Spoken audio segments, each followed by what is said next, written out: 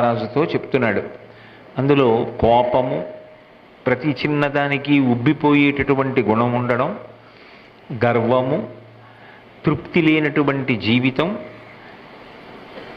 ఆపోవక యునికియు, దురభిమానము, ఏదో ఒక విషయాన్ని దృష్టిలో పెట్టుకుని ఆ విషయంలో నేను చాలా గొప్పవాణ్ణి అన్న భావన సర్వత్రా కూడా అన్వయం చేసుకుంటూ ఉండడం, దురభిమానము. అలాగే నిర్వ్యాపారత్వము. నిర్వ్యాపారత్వము అన్న మాటకు అర్థం ఏంటంటే ఏ పని చెయ్యకుండా కాలక్షేపం చేసేయడం.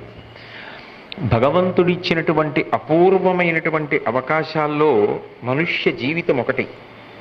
అది ఎంతకాలం ఉంటుంది అంటే చెప్పడం చాలా కష్టం. నిత్యమా జీవితము నీటిపై బుగ్గ అని.